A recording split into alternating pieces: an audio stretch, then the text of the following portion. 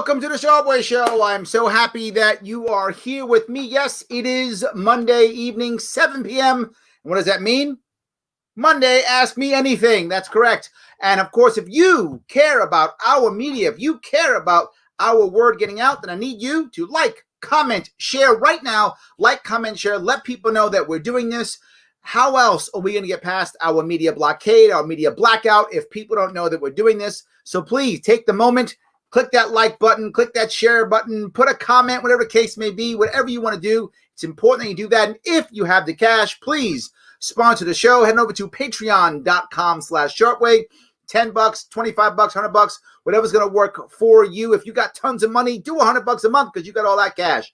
If you don't, $10 is fine. But if you have none of that, no worries. Like, comment, share. That's free. You can do that right now. Help build the show. We need to do that. And by the way, if you happen to like CBD products, we have a sponsor. Yes, you can head over to grownselection.com if you want to do that. And you can go ahead and pick up some CBD products run by Libertarian, all natural, of course. And of course, the best part about the whole thing is if you go there right now, you put in your code SharpeWay20 for 2020, you get 20% off your order. Come on. You cannot beat that. I am so good to you. You just can't beat that. And of course, if you're not sure how libertarian you are, you can figure that one out too by going to the Advocates. Yes, theadvocates.com. Take the actual test right there. If you do that, guess what? You will find out how libertarian you actually are. Where do you stand? www.theadvocates.org. Did I say com? I often say .com. I mean .org. It is actually .org. That's what it actually is. So I want to say thank you all for watching. Thank you all for paying attention to what we're doing here today. I want to bring up a very important, I guess, issue or concern that I have that's been happening over the last at least several years, but clearly these last couple of months. And that is, how important is actual data in this election and, sadly, often in your actual life? And what I mean by that is, everyone says, I hear it all the time, well, you know, you got to read the data or read the book or get the right information. What do you trust? People have asked me often, Larry, who do you think is going to win the election? Is Trump going to win? Is Biden going to win? Who's going to win the election? And my biggest worry with predicting the election is, what data do I trust? Right? Do I trust someone like a pundit who's going to say, well, I see this, I see that? Do I trust polling data? If so, which polls do I trust? Do I trust the campaigns? What do you trust? Right? The only thing I'm sure of, and I'm 100% sure of this one thing, Trump is not going to win New York State. That I know because I've traveled the state. I've watched the difference between 2016 and 2020. I've seen what's out there. I'm sure Trump will not win this state. Will he win the election? I don't know. He won the election last time without New York. He might win it without New York again, or he might lose it. I don't know. What data do you believe? What data should I believe? And I want to go further than just the election. What happens if Trump wins the election? Do Democrats just go, okay, guess he won, that's it? Or do they fight it and not believe the election and not believe the data? If Trump loses the election, do Republicans go, okay, or do they go, no, I don't trust the data. I don't trust, the voting. I don't trust the mail-ins. Do they all do that? And here comes the hardest part. I'm going deeper in this. Let's assume either side, whoever wins, the other side says, I don't trust it. It's bogus. It's fake news. It's whatever. Who decides if it isn't? Who do you trust to now investigate? The FBI? Who? There's the other part. We've broken down the trust even in our institutions. So even if the FBI were to investigate, would you believe them? Would either the side that's on the wrong side of the outcome, would they believe them? Right? Look at what's going on with the Hunter Biden thing. Everyone's talking about Hunter Biden, and the FBI has it. If you're pro-Trump, you're like, see that? FBI should be doing their job. If you're anti-Trump, you're like, good, FBI, don't do anything. That's the right answer. And if the FBI all of a sudden decided, we're going to investigate and start, arresting people or whatever, putting down indictments, if that happened, Democrats would say FBI's liars, garbage. Republicans would say FBI's great. If the reverse happened, the reverse response.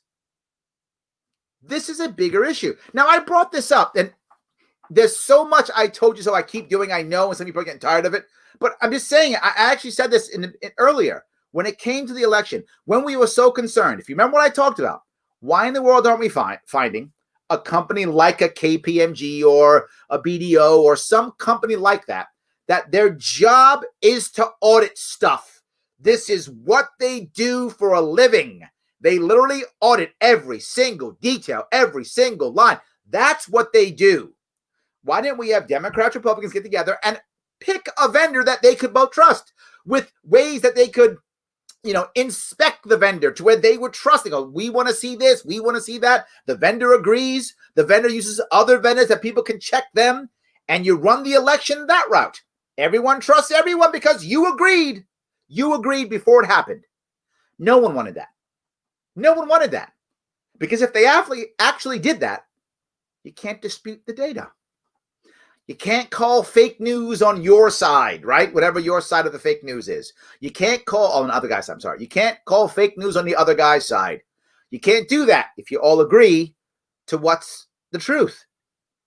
It's come to a point now where left and right is so deep and so strong that now we have our own facts. We don't even have agreed upon data to argue over the interpretation of the data. And that's what it was for many years. We all saw the data, but our interpretation was completely different. It's because of this or because of that. Okay, that's an argument. Now even the data is wrong, so it doesn't matter. But there's a worse part here. And libertarians have fallen into the same thing too. That when something goes wrong, or when the system isn't fair, or when the system's broken, to just blame unfairness, become the victim, and yell unfair, therefore I should win.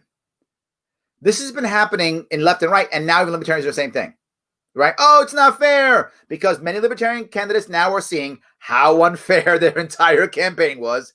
And I'm going to do it again. I told you all, I've run one of these before. I know how this works. It's blatantly unfair, and there's no remedy. It will simply be unfair. You will run a campaign. It will be unfair. There will be no remedy. That's how you have to run it. To accept that or don't run.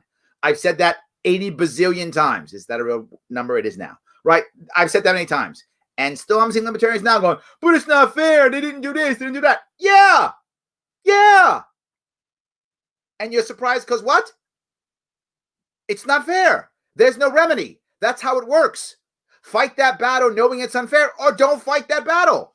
And the Democrats, Republicans, same thing. Every time something goes wrong, the data's wrong. It's unfair. I should have won. The data's wrong. It's unfair. I should have won.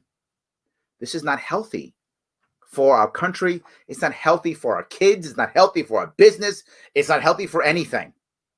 Sometimes you got to, when you make the move, it's an unfair world, and you have to accept that and move accordingly.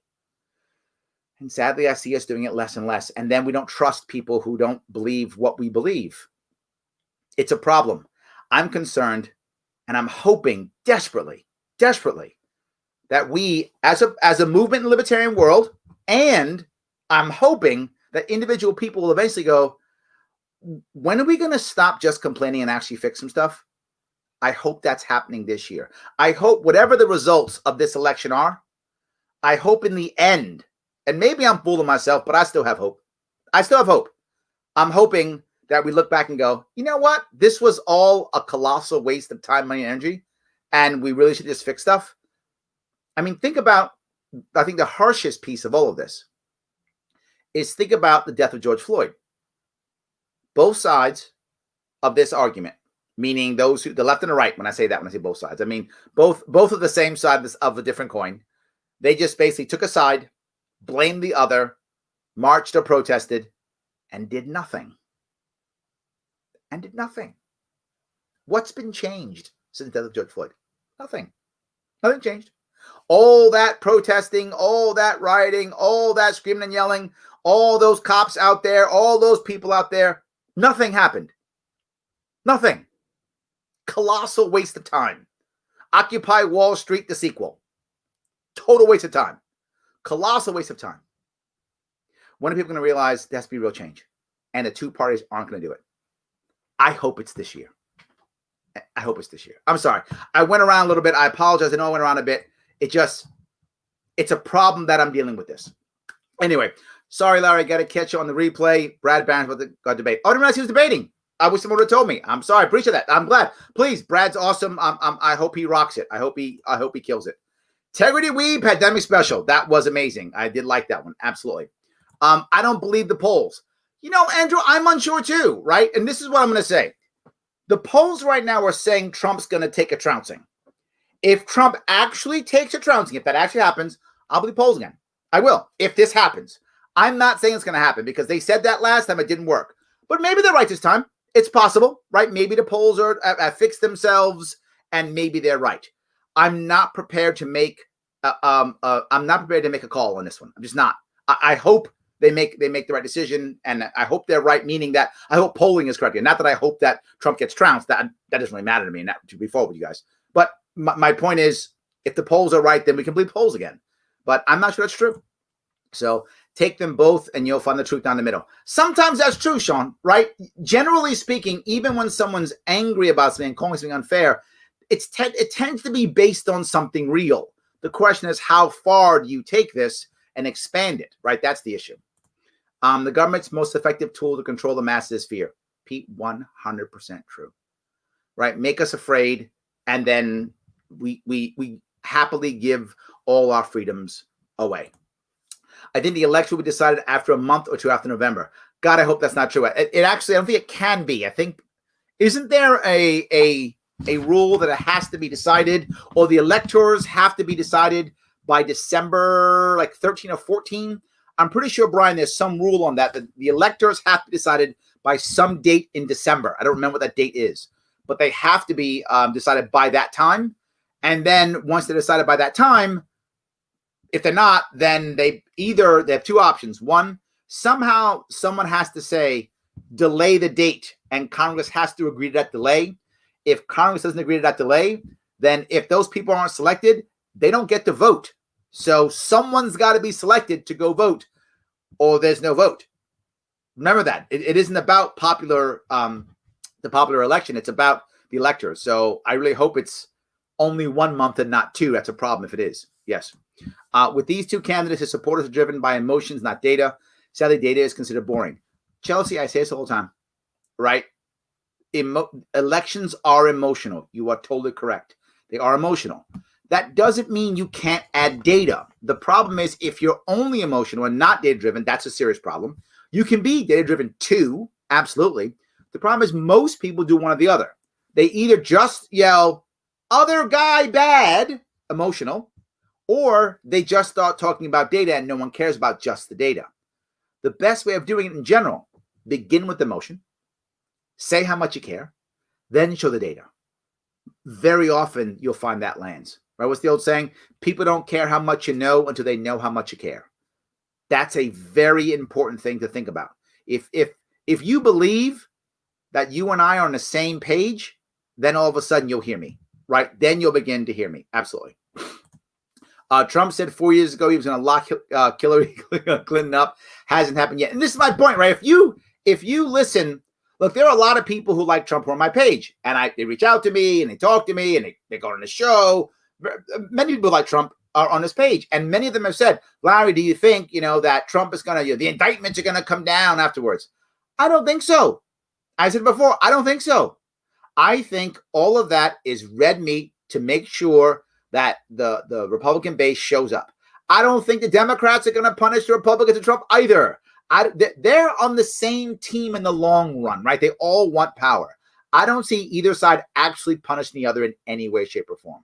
That, I think, is made to either alienate the other or to just motivate the base. Right? Democrats have the idea that that new, I forgot what they're doing, that new commission they're going to come out, which is going to now punish all the Trump supporters.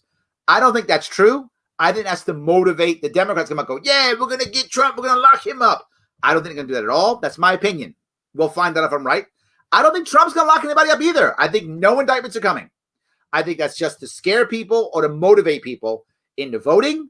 And then it's going to be like, oh, the FBI won't, or whatever the case may be. I don't think any of that's coming down, but we'll find out. I don't think anybody's coming down. I think it's all about getting people to vote, and they're going to forget about it. I hear Democrats talk about the point of no return for global climate change. Why does no one talk about the point of no return for national debt? I think I already have. And I've said it already. New York State, if they don't change something, we are past the point of no return. New York State will go bankrupt. The country has to eventually declare default. I can't see our country not defaulting. COVID, the government response to it has been the final nail in our coffin, right? We're done. Because already, Pete, I know you're going to say it, if you haven't already, $27 trillion in debt. As the states begin to go bankrupt, and they'll have to go bankrupt because we can't bail them out, or we're just going to bail them out either way, the federal government is going to take on at least another $20 trillion in debt to bail out all the states that they start to go under, or to keep them from going under. Either way, the states, the Fed is writing massive checks. That's just going to be debt. That's all it's going to be is debt. So eventually, we have one or two options: default, or just nationalize all our banks. I mean, I guess that could happen too. I guess just erase all our debts. But still, default is to say it's a form of default anyway. I just can't see it. At one point, who cares? Right? If you're the president and you've got a $54 trillion debt, you're never paying that off. Never. I don't care if you're the most physically conservative president that ever has been on the face of the earth, leader ever. You're not going to pay that off. It's impossible. You get to a point, as you say, of no return. Yes. The FBI has worse than themselves. They have so much bias in politics. Maybe privatization of the FBI might help. You know, my worry about this is, let's assume the FBI did. And to be forward, I don't know exactly how that works, to be forward with you. You know, how has the FBI brought this on? What exactly have they done that's been the thing that's made us be concerned? But let's say it's true.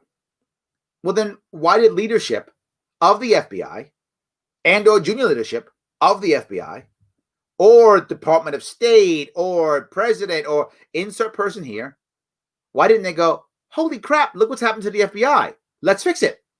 Instead of going, see how bad they are? Let's fuel the fire. We fueled the fire and didn't fix it. If I'm running a company and I have, I don't know, say my HR department, as an example, seems like it's in some way, shape, or form doing something unethical or wrong. I don't go around telling people, don't trust HR, they're bad. See how bad HR is? No, I'm running a company. I've got to fix HR. I have to do something. If my HR chief is, setting us up to get sued or, not listening to people's problems on the floor, I got to do something. I have to take charge of this and fix this problem. If there were juniors within the HR who saw that happening, right? You got your HR chief and you got maybe your managers or your supervisors, and they see it happening and they don't tell me, HR chief, she's terrible, she's messing stuff up, she's bad, or whatever the case may be. How bad is my environment to where they don't feel comfortable telling me, or they don't feel comfortable doing something? So even if it is the FBI brought it on themselves, where was Obama? Where was Trump? Where was Bush?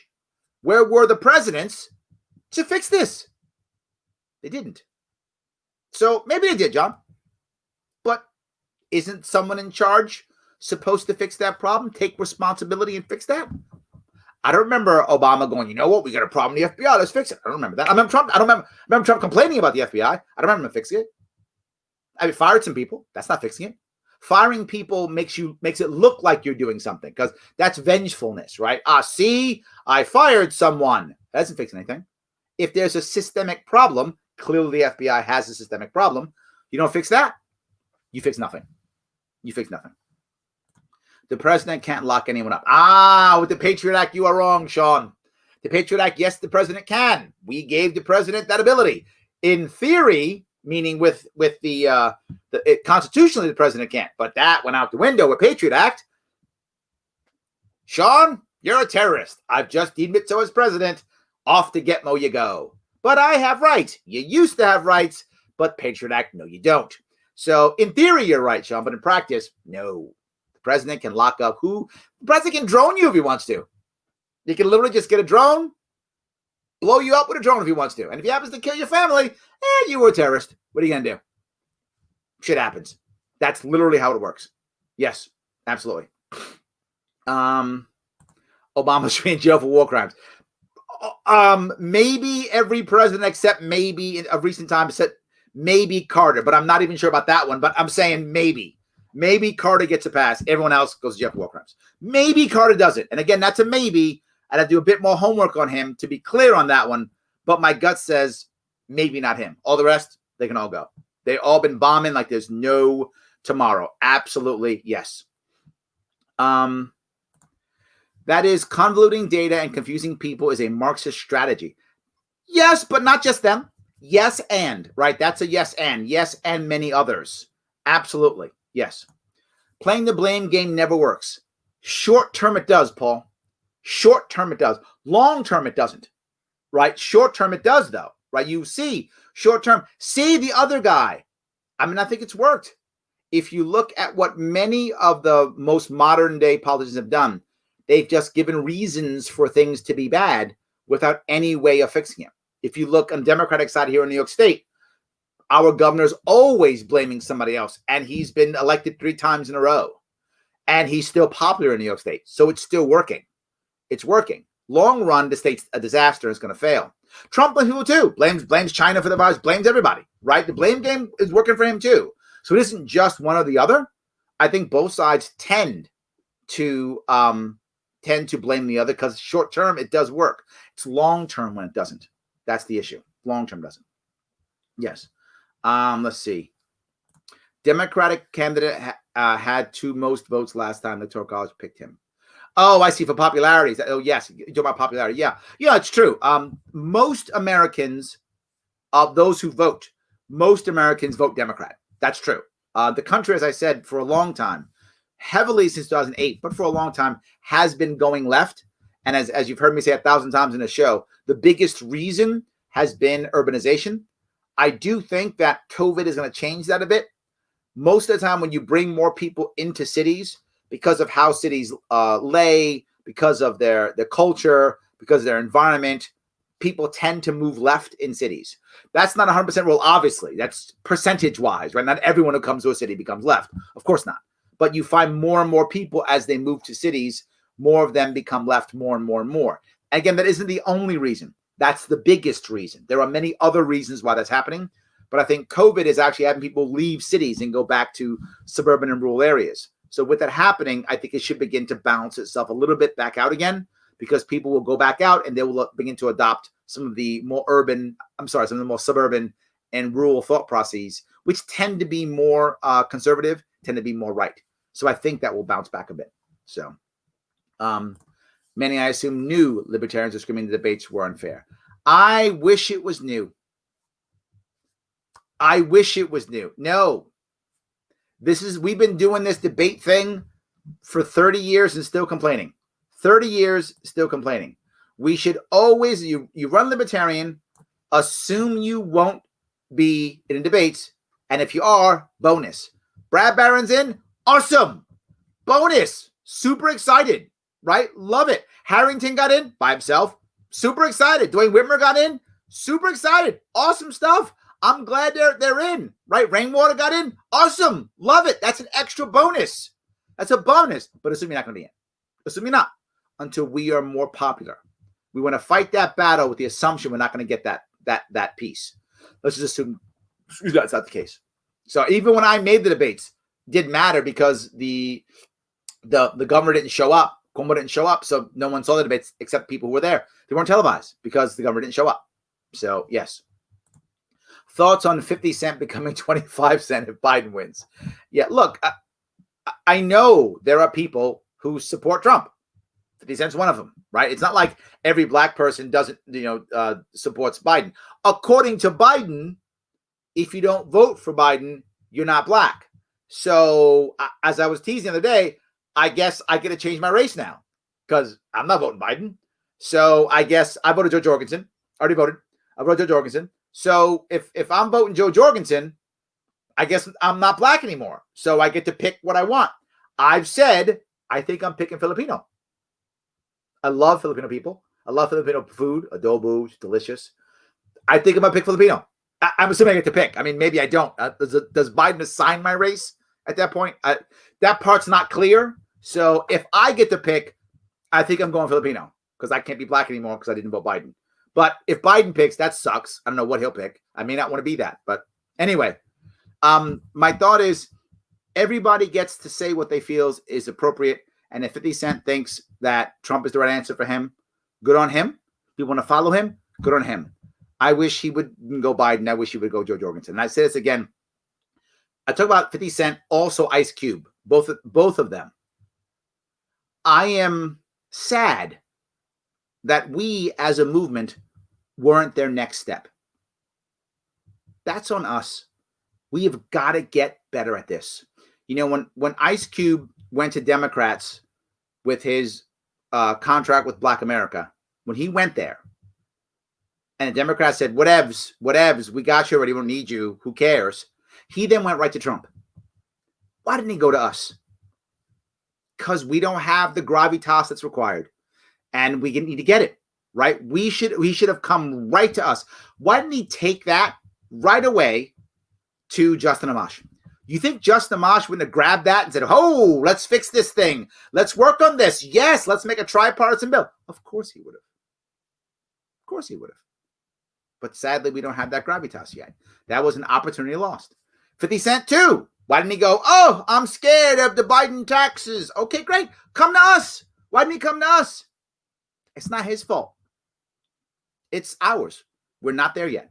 We got to keep fighting. We got to keep growing. We have to keep, being the place for people like 50 Cent, like Ice Cube to come to. We're not there yet. I'm trying to get us there, Pete. I want them. I want everyone who says the current guy, I don't like the current guy that I'm supposed to vote for, whatever they've been supposed to vote for. I'm now going Libertarians. That's what I want to do. And I'm trying to make it more and more. Why are liberals so happy when their candidates talk about raising taxes? As a general rule, you got to realize something.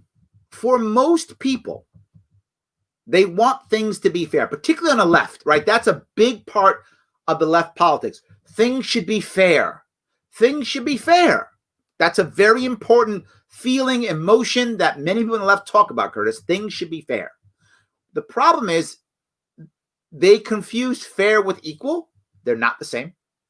And when I teach leadership, I actually teach equal leadership is bad, not good. It's bad. Fair leadership is good. Now, you might say, well, Larry, everyone should be treated equally.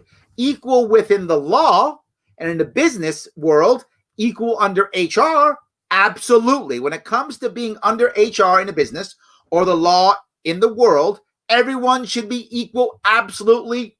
No conversation there, of course. I'm talking about leadership. Leadership.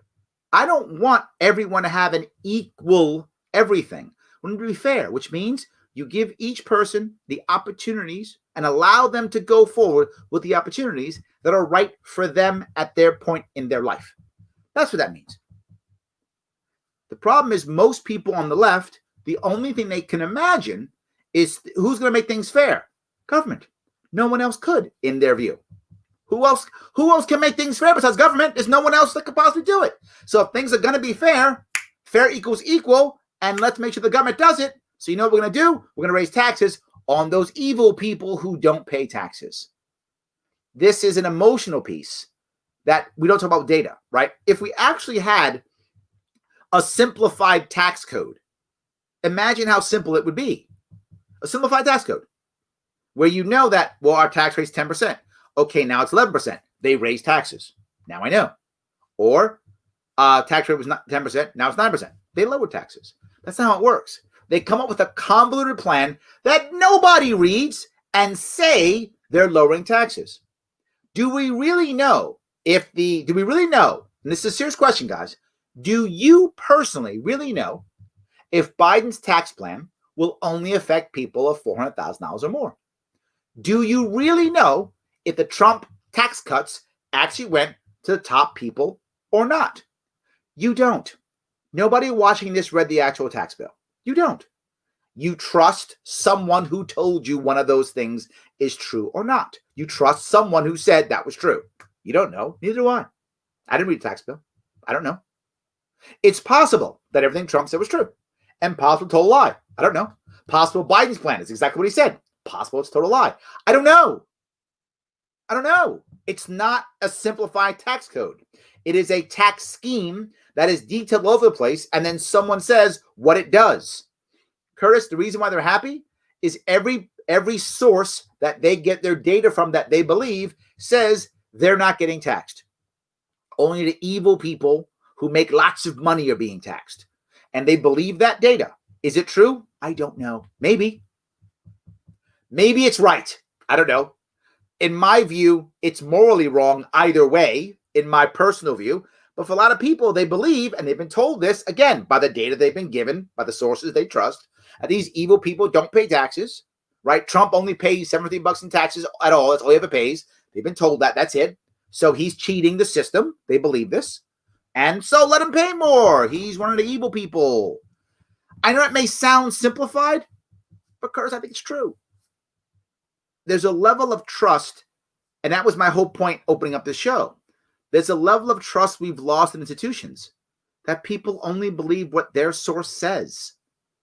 And everything is so complicated and so convoluted at the top that no one's reading this stuff. Curtis, do you actually know if Biden's plan really does what he says? I don't, and I'm not going to read it because it doesn't matter. And I don't know if Trump's tax cuts really did what he said he did. Maybe. I don't know. I'm not going to read it. It isn't going to change anybody's mind. People aren't going to go, wait a minute. The Trump's tax cuts actually did that thing. Now I'm voting Biden. That's not going to happen. And no one's going to go, what? Wait a minute. Biden's tax plan doesn't really do 400,000. Oh, you know what? Now I'm voting Trump. It's not going to happen. The die is cast. So, yes.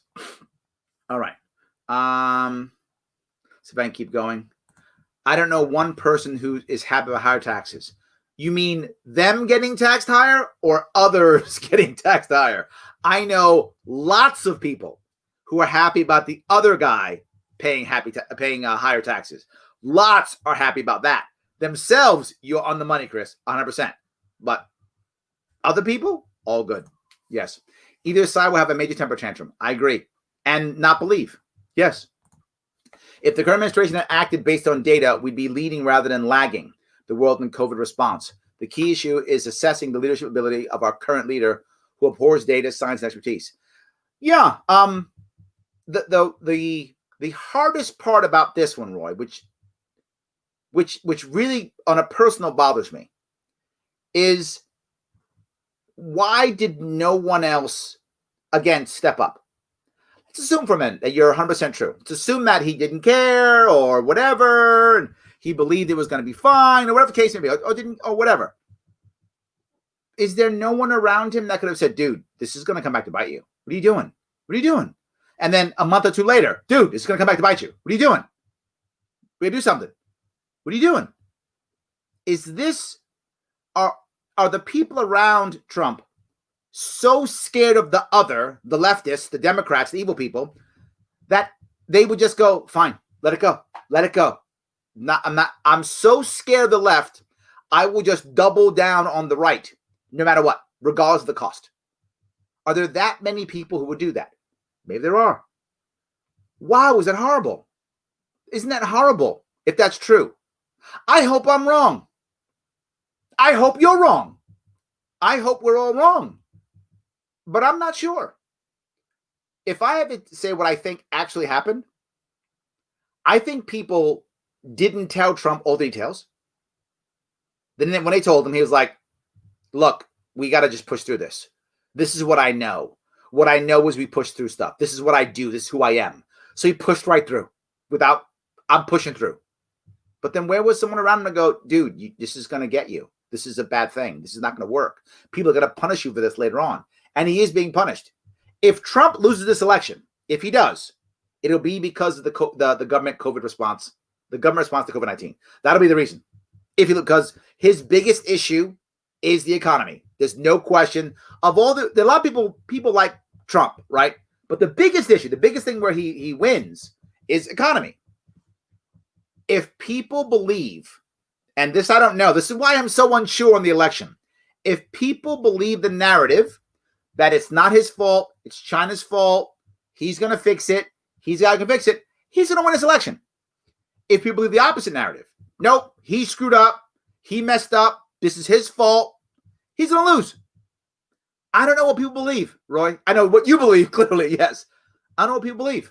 I don't know what the average person in the swing states believes. If they believe Trump's fault, Trump's going to lose. If they believe, nope, not his fault and he could fix it, he's going to win. That's what I really believe.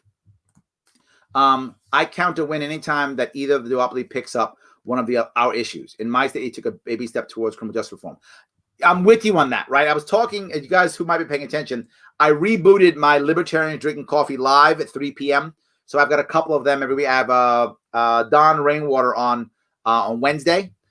This morning, this afternoon, I had Joe Hartman on from Michigan.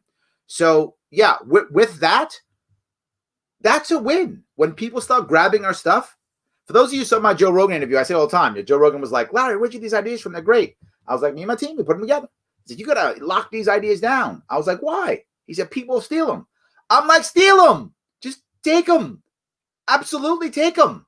Then if you guys start doing it, then I can stop running. 100%, please. Absolutely. Totally right. Yes. All right. Polls are only based on the data collected and what people partake in them. That's true also, Eric. So that's my issue, right? Do we believe that or not? Right? Do we believe that that's a good, do we believe that that is a good selection, right? Is that a good cross-section or not? Now, in theory, I don't have any data to back this up. This is just a theory in my opinion. So, Eric, take this any way you want. I feel like the industry is going to have to find a way to make the data collected better. Otherwise, the industry is going to go under, right? I mean, it has to find an answer. I'm not in that industry, so I don't know how one does that. But my assumption is they kind of have to. Because if they don't, I mean, the industry is going to collapse. So whatever the problem is, Eric, I think they have to find an answer or their industry's finished. That's my view. So I think it has to be better than it was in 2016. How good, I don't know, but it's got to be better. Otherwise, the industry's finished. And I think in a couple of years, it'll get better and better and better. It will respond effectively to the world, to the market, or it's going to go under. So it has to find an answer. So, yes, you make over $400,000, you'll be taxed. That's what the Biden plan says. Absolutely. Yes, the electors meet in December. I think it's the 13th, if I'm not mistaken. I think that's right. Yes. I voted Joe Jorgensen and Andre Klaas today. Most early voting I've seen ever in this area. Yep. Notice all the campaign efforts in Central Florida. I believe the campaigns believe Central Florida will be deciding this election. John, you might be right. You might be right. Yes, they are showing up hardcore. Democrats sent Obama down there. That's their secret weapon, right? Democrats love Obama. They love Obama. When you want to rile up Democrats, send Obama. Democrats jump up, can't wait. They love Obama more than Clinton. It used to be Bill Clinton was the guy Democrats loved more than anybody. But Obama has taken it over. He's now the guy. You're a Democrat, send Obama. And Democrats come out of woodwork. They love it. Absolutely. Yes. The Electoral College meets December 8th. Is that right? That seems not right to me. That seems like it's too early. Don't they have to select the Electoral College first and then vote by a certain time? Heck, I'm not sure about that. I feel like that's not right. I feel like, but maybe I'm wrong. I'm not 100% sure, but I feel like that's not right. I feel like something's up here. Yes. Yeah. Lol, Trump and Clinton are friends. That's true too. Yes. That's also true also. 100%. Yes. Yes. Governor Cuomo just announced that he would work to legalize pot. What? It's only been 10 years. Look at that. Though I thought this, I support this, I can't help but think that I can't grocery shop without a mask for New York safety, but weed's okay. What are your thoughts on this? He's just trying to find a way to save this state from bankruptcy. He's doing it because now he's scared. But here's the thing to remember. If he legalizes pot, he will only legalize weed if he makes sure it is heavily taxed, heavily licensed, and his cronies are able to create some form of cartel or monopoly system. I guarantee that. I will bet you that. Any amount of money you say. That's the only way he legalizes it. Heavily taxed, heavily regulated, to a point where only his cronies, either through monopoly or through, cartel system, are able to sell it. The small farmers will be screwed, guaranteed, 100%, no doubt. That's how he'll legalize it, just so he can tax it and be a money grab. It'll be a money grab so we can stop paying off the debt, because our debt is going to be insane. The New York State debt's going to be almost $500 billion coming up here. $500 billion, just New York State's debt. New York State only. Our deficit's about 60 billion, give or take, in that area. This is real bad. That's what I think about this. I love the concept, but his way will be a crappy way. It will be a way that keeps the black market, that keeps the war on drugs going, that supports his cronies, and that crushes small farms. That's what his plan will be, guaranteed, in some way, shape, or form. Yes. Too much toxic political, and we need real talk, both-sided. Yes! Some of you get upset when I bring on the right or the left onto my show. I know. You give me hell in my DMs. You give me hell on the line online. I know. I see it. You get mad. But this guy, he's a Trump supporter. Why would you say she's a socialist? I get that all the time, and I'm not gonna stop. Not gonna stop, because that's the only way we get real talk, is by me putting the left and the right on this show, and they realize that they can come on the show and not get scolded and get talked to like a human being. And if you notice, many of the time when they leave the show after an hour or an hour and a half talking to me, they tend to think we're not so crazy, and they kind of like us a bit more, and they open their eyes and they open their ears to what we have to say. You're totally right, Smell. You're totally right. That's what we want to do. That's what I'm trying to do. I hope some of you will copy it and stop being so mad because someone comes on and goes, Trump is great, or close the border, or the reverse. We got to worry about socialism more, Oh my God, the police are terrible, whatever. Let them say that stuff. It's what they believe. Let them say it. I'm not going to stop them from saying it. If you notice, I don't go, you're right. Oh my God, Trump is great, or Biden's awesome. You don't hear me say that. But we talk about it. I go, great. I get it. You believe that. No worries. Can we have more conversation, please?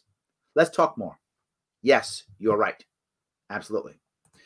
Yeah, he was against it for years, but now he needs money. Yep. Now he needs money. Absolutely. Let's see. Do you think Trump would be better at handling the incoming economic crash better than Biden could? It's a good question. I think it's long-term versus short-term. That will be my gut. I think short-term, probably Biden is better, because Biden would just do things like, let's just spend more money to shore up things. So Biden's probably will be better short-term because he'll just throw money at the problem. It's what he does. Trump might be better longer-term. So I think both will have an advantage either way. Look, either way, we're screwed, right? But my view is Biden will fall back, I believe, because of who he is and what he does.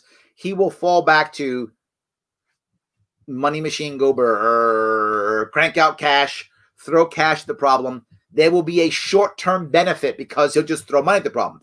And throwing money at a problem always does it's a short-term solution.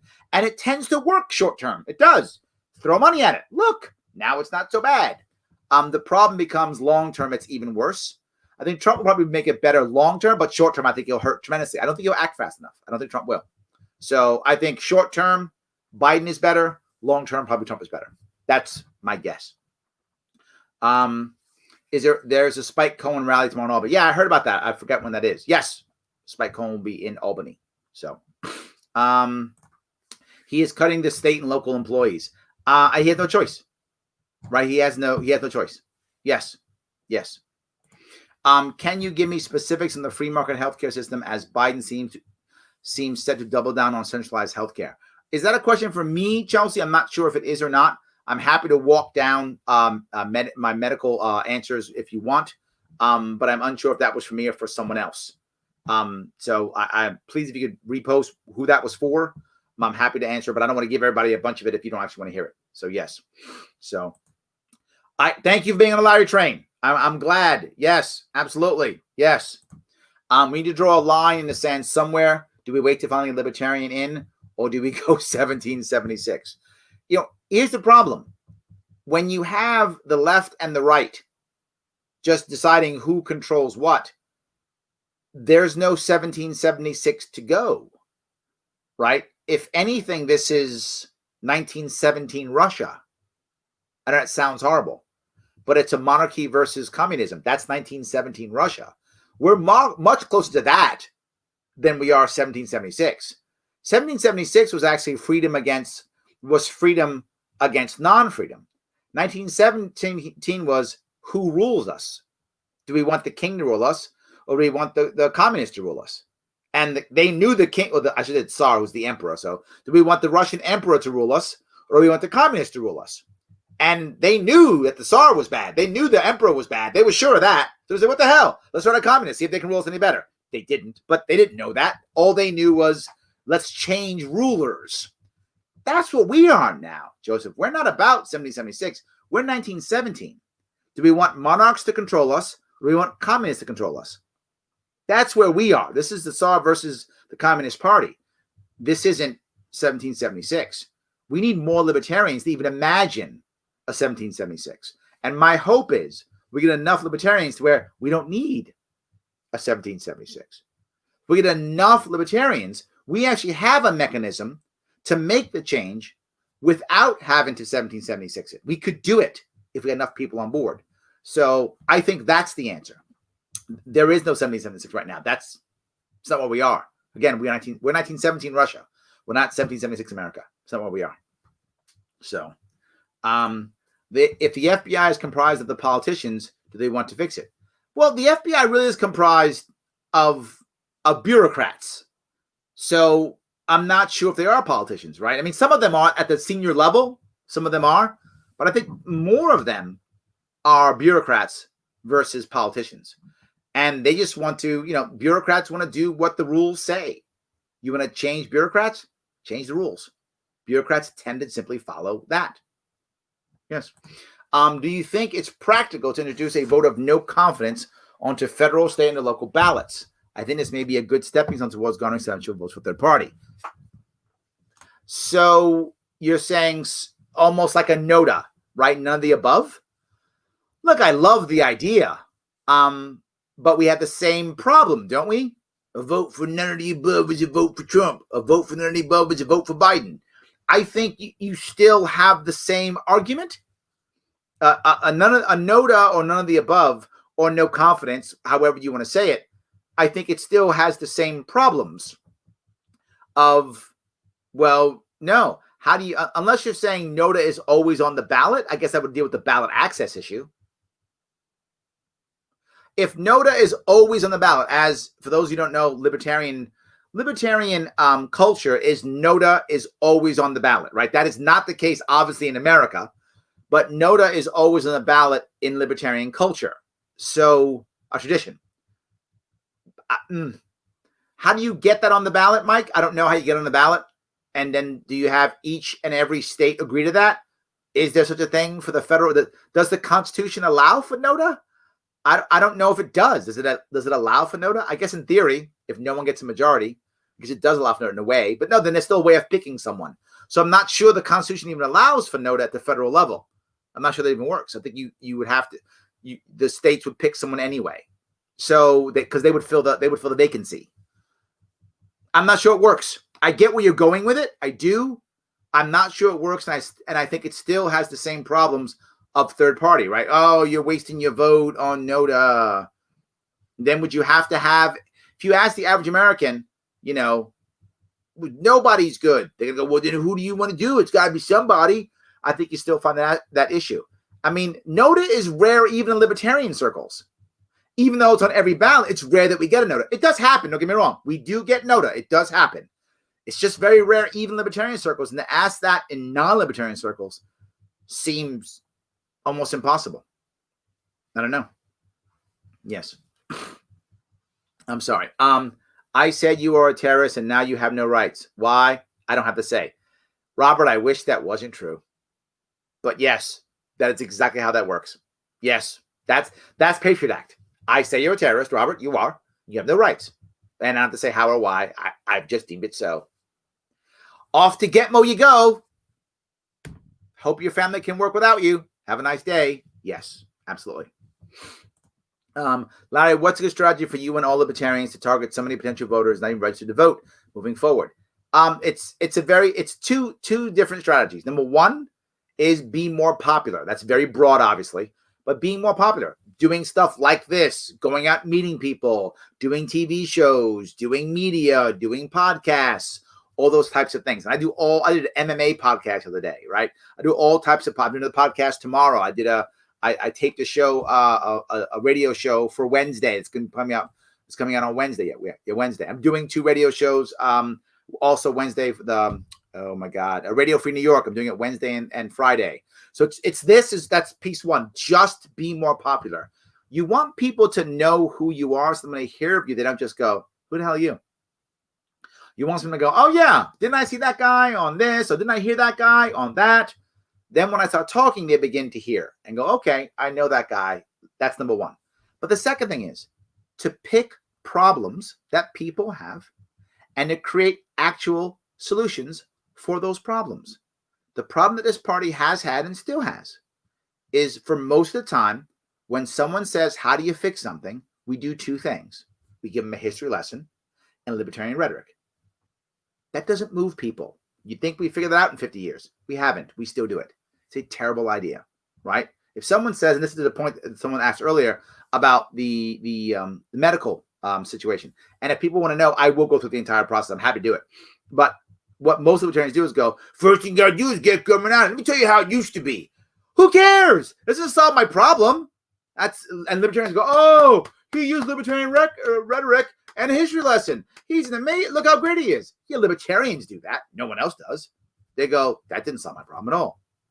You just gave me a history lesson and yell, 'Get government out.'" Doesn't mean anything. So I think those 2 things, be more popular and have actual answers, because people will always say the same thing. "Well, then what's yours?" And they go, "Get government out of it." And they don't hear that. The average American, not libertarians. Libertarians love that. They eat that up like there's no tomorrow. But no. So, Trump will win I think you mean election and not selection. I hear this all the time. I don't know how people believe this. How can you be so confident? I believe it. I get how you can believe it, but how can you be so confident? I mean, you just said he's gonna. I don't know how you know. What data do you trust? I don't trust data. I'm not saying he's not going to win. I'm saying, what do you trust to say that? I'm not going to be surprised whatever happens. If Trump blows Biden out of the water, if Biden blows Trump out of the water, I'm like, whatever, okay. But if Biden actually wins by a substantial margin, if that happens, I will then trust polls, because the polls are saying that. So if that happens, then I'll believe the polls have, figured out their problems and I can trust them again. But we'll see if that happens.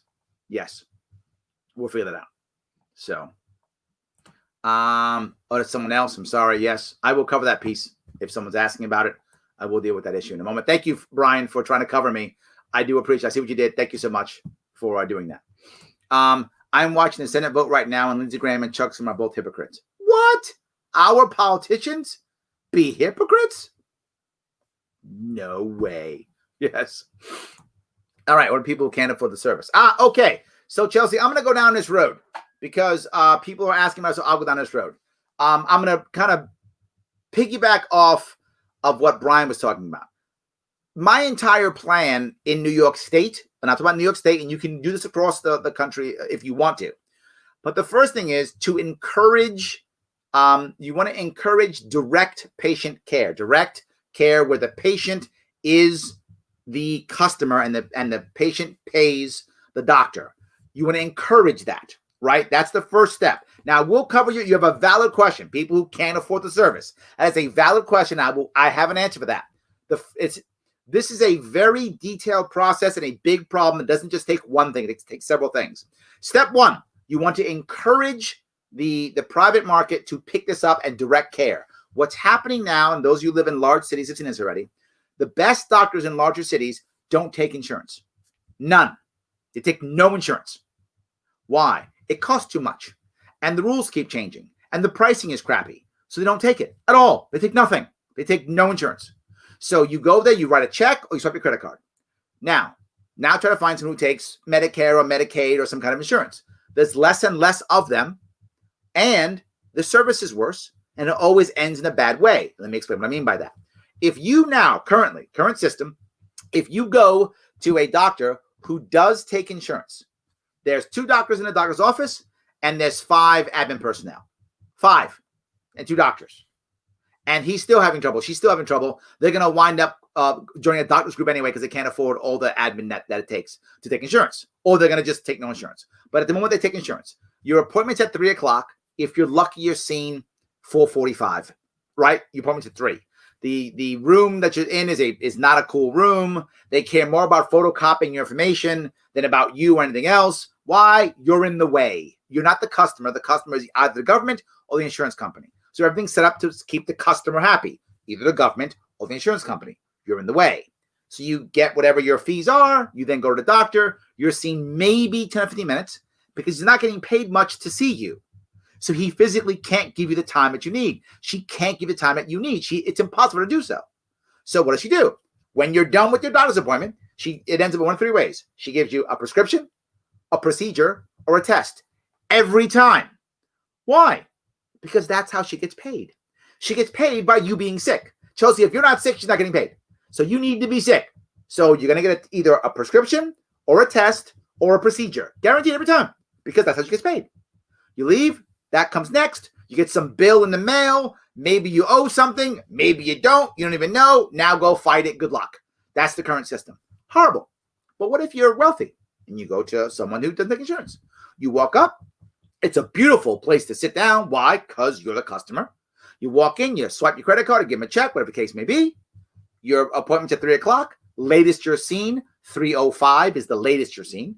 And your doctor talks to you. She talks to you. She says, hey, Chelsea, how are you eating? How are you sleeping? What's your stress level? What's going on in your life? She gives you actual questions and comments, and you go back and forth. She spends time, and she only gives you a test or something like that if you need it. Why? Because you already paid. And sometimes that might cost you. In New York City, that might cost you $300-400. New York City. Other places, obviously, less. Might cost that. Oh, my God, that's crazy. I know. It is. What if you could change that? What if you could encourage people to go, not just that, but also something else? What's called what I call the gym model, which is now instead, you and I, Chelsea, we're doctors. And we're now going to go open a doctor's office. So what do? We say, you know what? Everyone around who wants to come and join our doctor's office, no worries. You can pay a flat monthly fee. Everyone pays a flat monthly fee. Brian's got to pay $200 because of whatever we've decided our rules are. Shelly, she's got a big family. She has to pay $500. So whatever our rules are, we decide that they pay that amount of money.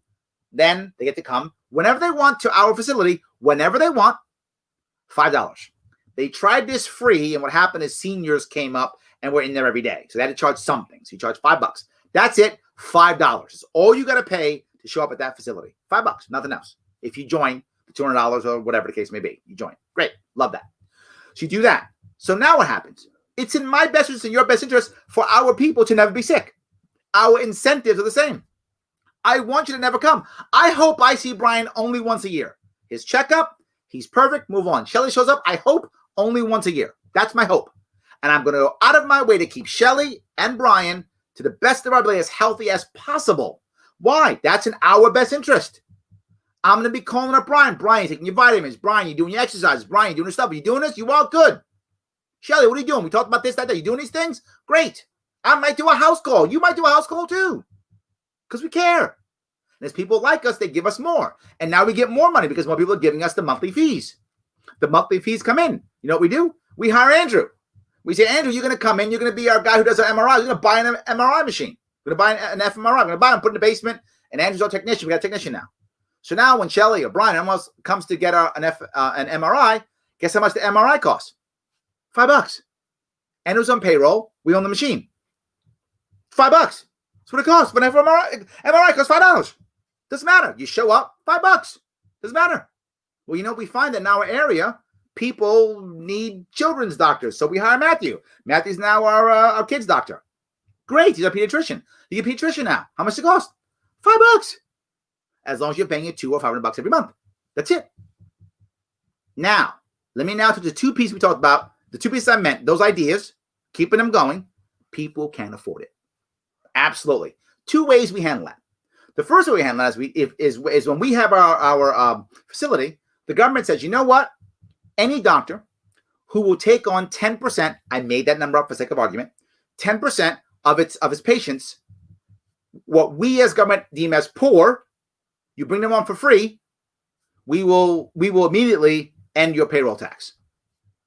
Or if it's statewide, get rid of your property tax if you own the building. Done. So like that, giving us an incentive to take on these people. Who decides the people? Government does. Government says, as an example, anyone who will qualify for school lunch. I'm making that up. Again, government could create its own rules for what they consider poor. What do they consider? We take those people in. So now those people get the exact same service that Brian and Shelley get. Great service. We take it. We are able to get rid of our either payroll tax or our tax on our building, whatever. So we make some cash, and these people still come in. And when they come in, they pay $5. They get the same service for $5. But Larry, some people can't afford $5. That's not true at all. That's garbage. Of course you can afford $5. You got a cell phone. Your nails are done. You can afford $5 to go to the doctor. You can't. The only person who can't afford $5 to go to a doctor, the only person is someone who doesn't have an address. If you're homeless, you go to emergency room anyway. So it doesn't matter. So for anyone who's not homeless, this works perfectly. Homeless people go to the emergency room anyway. So done deal, right? Done deal. If you want to, you can create a special system to where you create an emergency room environment for homeless people, and there's some other benefit or bonus you get. But you can do that. So you can create this environment to where you're taking care of the poor also. But I go one step further. With all these ideas, you don't get rid of Medicaid and Medicare. You still keep it. Remember, this right now is actually a monopoly for many people, right? If you lose that, there's no safety net. So you want to keep those. So how do you initially begin this? One, by doing what I said, encouraging this, having the systems to create to let people, do this on purpose with price transparency for everything. The first step is price transparency. You simply create a very simple rule, which is not a crazy law. It simply states medical facilities are retail facilities, and retail facilities, like any other retail facility, must have price transparency. Period. You can't go in and buy a bunch of clothes from a clothier and then you get a bill 3 weeks later that says you owe $20,000. That's against the law. You can't do that. If you're going to buy some shirts and some jackets and some shoes or whatever you're going to buy, you know how much it costs. That's what it costs, or you don't buy it. Same thing. The second that happens, lawsuits come. Guaranteed. The second some governor says, this is what must happen, it's not a new law. It's the way all retail should act. All retail's the same. Immediate lawsuits happen. Immediately. When that begins to happen, you now implement this. You'll watch doctors begin to shift off immediately. They will have to, because insurance will get pissed off. They'll be fighting. This is the answer you give once you put that out and the lawsuits begin, because they will begin. But once you start this, people will start to like this plan. They won't want to go back. So I don't care what the lawsuit says at the end. It's irrelevant. The lawsuit's 2 years down the road. And by the time we've made this better, it won't matter. The people will want this. Now, but I'm still not done. On top of that, if you currently are on Medicaid or Medicare, either one, I don't care which one. You can, if you want to, take that money that we know you're going to get. The actuaries already know about how much money you're going to spend. Tells however old you are, whatever your conditions are. Actuaries have already figured out you're in a little box already. You and everyone else is already in a little box. In that box, your average person who's in Chelsea's box is going to spend X number of dollars per year average on medical procedures. And I'm making this up. For the sake of argument, yours is $2,000. Sake of argument. You're on Medicaid. So what happens? You get a debit card. A debit card with $2,000 on it. There you go. You can use that on any medical facility you want. Anyone, to include private market. Just go swipe. Swipe your card.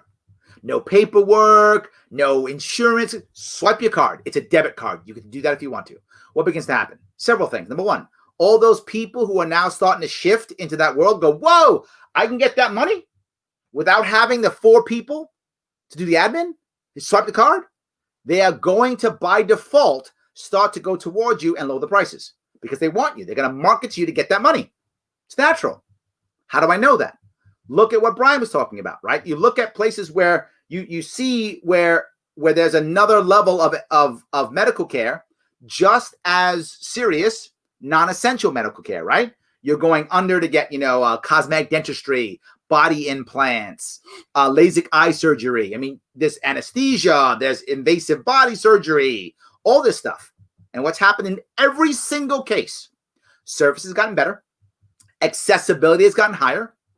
Pricing has gone down. It's 100% rule. Not 90%, 100% rule. That will begin to happen in Essential. Of course it will, because it already happened. They're the same doctors. They just chose different ways. They're educated the same way. Same equipment. They just do different things. Same people. So of course that will happen. They're going to come down. As that comes down, what will you do as a person who has that card? You'll say, wait a minute, if I go past my $2,000, I'm back on regular Medicaid. I don't get my cool doctor anymore. I can't go to the cool doctors that I like anymore. I'm going to think about when I spend my money on it. I'm going to begin to think differently about my health care. I'm going to take more charge of it. I'm going to want to have this. I'm going to want to have that. Well, man, now I'm going to work to get that.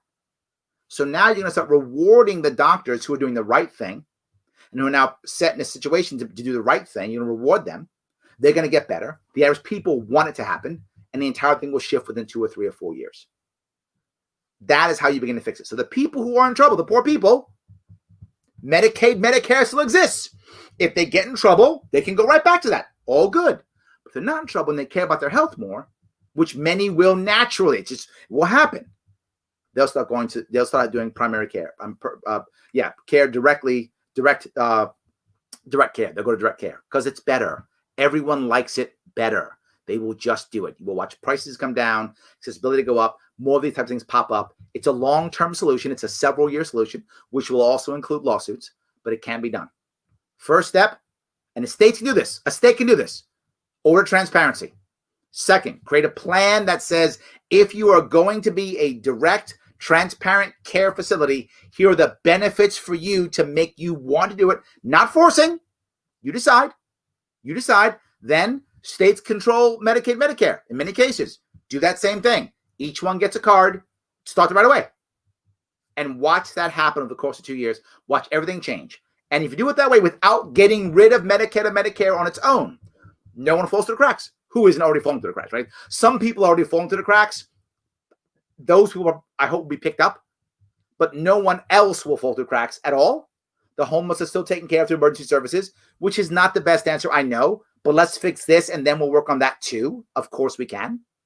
Once we start having a more privatized system, even that will be taken care of. And probably my assumption is through specific hospitals that right now take care of things like children and such. I think that will begin to happen. I hope that answers your question, Chelsea. So thank you, Brian, for starting that. I appreciate that. Yes. Let's see some Libertarian debate clips. I will have some for you if we have some coming up here in another show. Maybe tomorrow or the week after. Absolutely. Yes. Absolutely. Trump is my second choice because I believe he's more likely than Biden to leave me alone. That's probably true. It's probably true, Helen. It's probably true. Yes. Rainwater is the man. That's true. Yes. The king no-showed. That's also true. Yes. Absolutely. 100%. Yes. As Brian said, yes. Thank you for that, Brian, for backing me up. I appreciate that. Yes. What do you think of Cuomo's lack of response in the prison system and COVID that has shut down a lot of rural schools as parents bring home COVID from their jobs? Cuomo said that it's not his problem. He said, Doc. Yeah, this is what happens all the time, Shelley. Whenever something goes wrong, Cuomo always blames somebody else, and it's almost always local. He blames local so that you will go, yeah, it's local, so let's give him more power. And it works. I can't believe how it works. I'm shocked on how this works, but it does all the time. You know, I have friends who are COs, corrections officers, in the prison system. I have friends who are in jail system, prison system, local, and also federal. And as those of you don't know, my father was in law enforcement. He's actually a corrections officer at Rikers Island here in New York City. And I have friends who work at Rikers Island. And the same thing I always say, we can't fix the problem if we don't include both the families of the prisoners and the correction officers who work there. How can you not fix it without it? It's insane. He's doing what he always does, Shelley, blaming somebody else. And it isn't the answer. We've got to get those two groups together and fix this problem. There's a serious problem in our prison systems. Serious problem. And just yelling at COs or blaming the local people is not the answer. And sadly, that is his answer right now.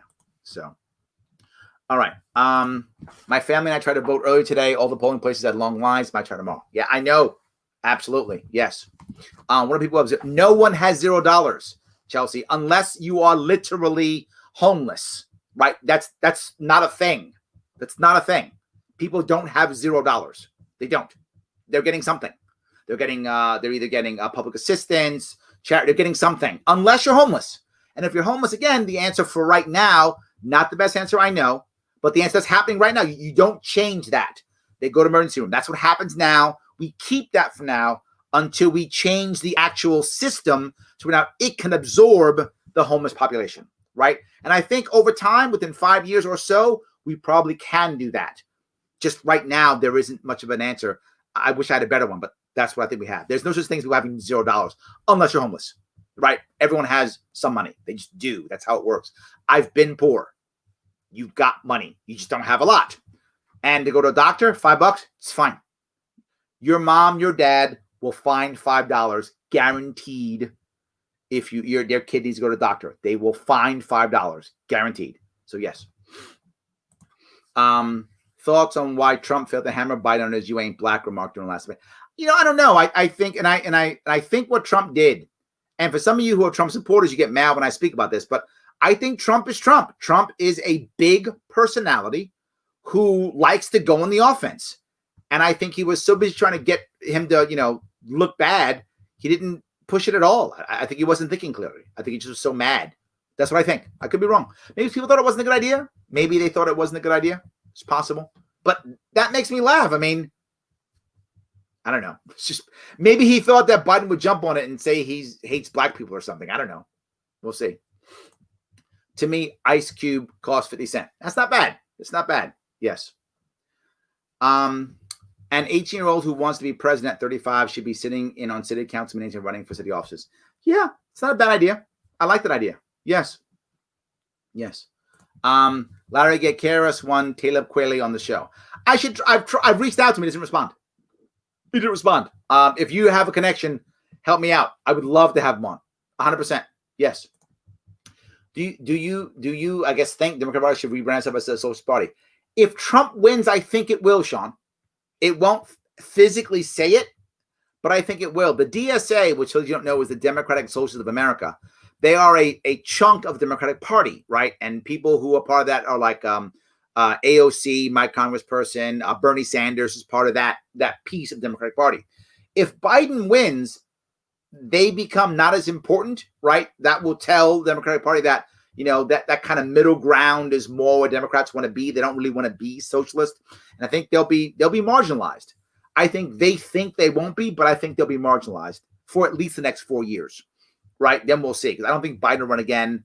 We'll see what happens after that. I think we get a 4-year reprieve from them becoming socialist if Biden wins. If Biden loses, I think that's going to be their way to go. Whoa, see, moderates don't work. We need to be full-on socialists. And I think the DSA will be a major part of it. So while they may not change their name, I think if Trump actually wins this thing, I think that the Democratic Party will become very much so. It will go further left. That's my view. But I don't think they'll say it. They may do that democratic socialism thing, right? They may do that DSA type stuff. I don't think they'll actually call themselves socialists. They'll be democratic socialists. That's the thing that the phrase they use. Yes.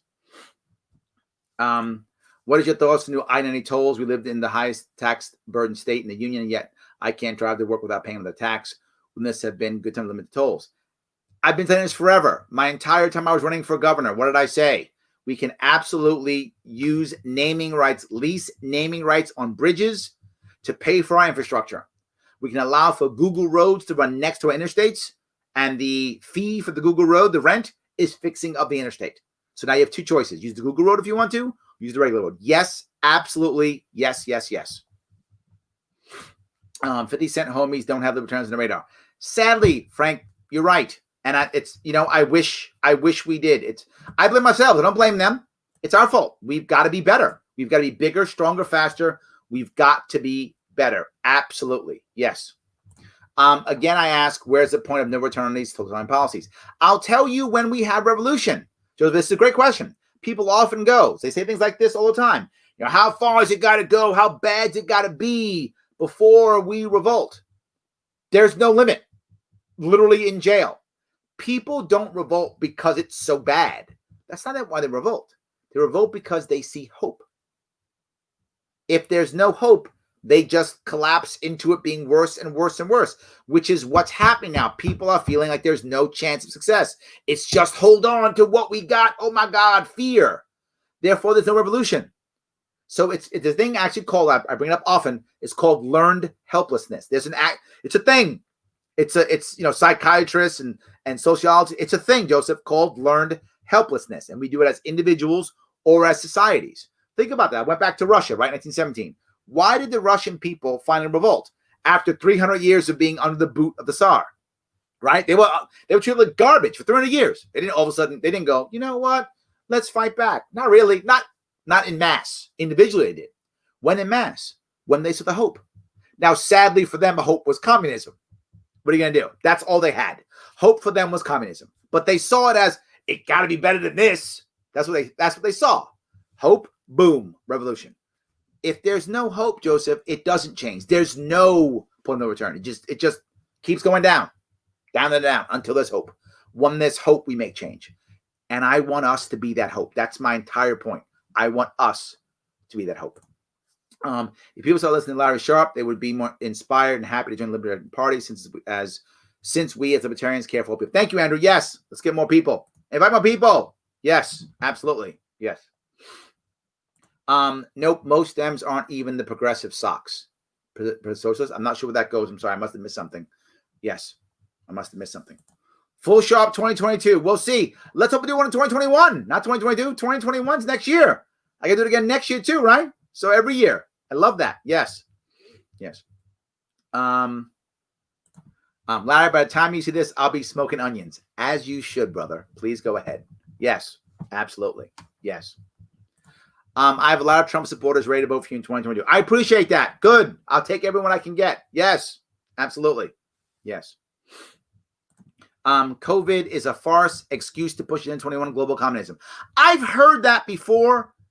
And here's what I don't get. Every time I see something, so many people immediately go to it's Agenda 21, the global communism. But if you look at what's actually happening across the world, we're breaking up, man. The world's breaking up. It's not, the global world is actually not happening. Look at Europe. Europe is breaking up. Africa breaking up. Asia breaking up. They're breaking up. We're not getting closer together.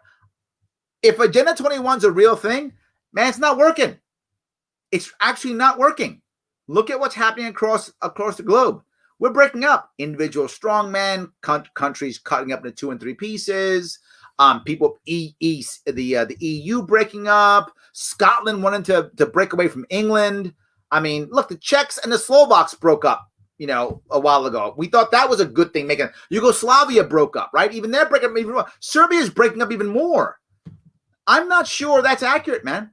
I hear all the time. If Agenda 21's real, it's failing. It's not succeeding, right? Trump is, and the guys in England, I mean, they're anti-global anything, right? I'm not sure it's working, if it's true. I don't see it at all. The sad thing is there's no true neutral outlet. It can't exist. Right. I agree with that, Paul. But if you look prior to Trump, CNN wasn't that bad. It was left, but it wasn't like it is now. I mean, it wasn't that bad. You could watch CNN and go, all right, I get it. Fine. I get where you're going. But it had data and you were okay. Now, oh my God. Now, I don't know if any of you watch CNN.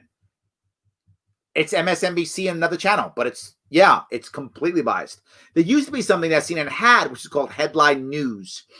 And even that's all TV shows now. That used to be just news, right? It wasn't all the opinion. It was just headline news, HLN, used to be. Not anymore. Now it's just TV shows.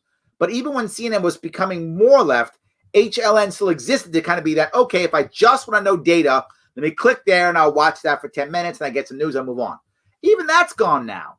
I mean, the best I can see is in New York City, we have 1010 Wins, the radio station, which basically just gives you 22 minutes of just news and not much opinion at all. I don't know where the hell that's going, Paul. You're right. It's a big problem. Thoughts on Bill Wood voting and endorsing Biden? Are you surprised? Look, guys, if any of you are national libertarian delegates, I told you what to do in 2016. You ignored me.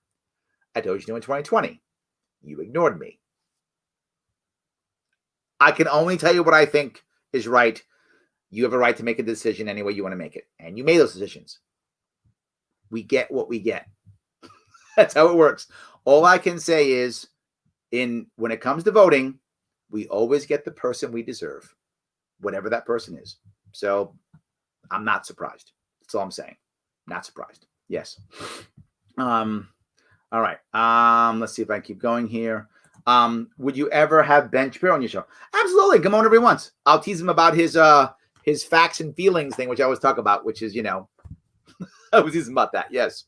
So I tease him about that all the time. Of course I'd have him on. Yeah, 100%. If you have a connection, please reach out to him. I'm happy to have him on anytime he wants. Or I'll go on his show, whatever makes sense for him. I'm happy, whatever makes sense for me. 100%. Absolutely. Yes, Jorgensen was pulling 4% in Pew's last poll. If she's polling at 4, then generally speaking, she'll get about half. So that means she'll get about 2%. Generally speaking, whatever the third-party candidates polling before the election, they get half. That's a good general rule. That means she'll get 2%. So not great. I would have preferred 4. 4 would be more than Gary Johnson got. Gary Johnson got about 3.5%? 3%? Yeah, I hope she does get 4. 4 would be great. I hope she gets 4. That'd be amazing. I hope that's an accurate poll. But again, as a general rule, about half is what they actually get. Yes. Yes. I came about Amanpour and Co. talking about libertarian issues and not Joe Rogan. That's important too. I want both, Frank. I want both. I want both. Yes. Ben Shapiro is the best of annoying conservative. He can be annoying, but again, annoying doesn't mean wrong, right? Doesn't mean wrong. In the case of his facts and feelings thing, he's wrong, right? Feelings matter tremendously. Absolutely. Yes. But doesn't mean he's wrong, but you can be annoying and right. And you can be annoying and wrong. Both. Yes. Yes. Sounds like you have to pay to be in the polls, Ben. You do. That's how that works, guys. You have to pay to be in the polls. Absolutely true. That's how it works. I know. I played that game. 100%. Yes. Let me know if you find an accurate poll. Matt, I don't think we'll know yet, right? I think that the election is going to tell us. The election is going to tell us. If the polls say Trump's going to lose handily, if he actually does, polls are right. I think we can trust polls. They're accurate. If he doesn't, we're back in 2016 again. So I think that's how you deal with it. Yes. How do you feel about Dinesh D'Souza? Well, that's Paul. Okay, not me. All right. My personal issue is I'd have him on my show too if he wants to come on. 100%. I would take anybody on my show to have a conversation, right? That's what I want. I want conversations. 100%. I want them, as many as I can get, left and right. I can't turn you if I can't talk to you. Period. I can't turn you if I can't talk to you. Just can't. So I want to start more and more comments. Anyway, people get mad. Why aren't you calling these people out? What value does that have? Calling people out. I'll call him out on this BS. Great. Did I now win his people? Did I win him over? Did I gain anything? No, I feel righteous. That's amazing. But that's about it. That's about it. I'm trying my best to not do that. I'm trying. And it bothers me because the people I want to call up more than anything else are my own people. And I try not to. And I want to because I'm upset. Right? When the left and the right attack us, call us names, get mad at me, whatever, they're left and right. I get it. I'm actually less mad at them at all. I'm not mad at them at all. I expect it. They're left, they're right. They think we're the bad guys. We're not following their rules or whatever. Okay, I got it. And I'm happy to have those conversations.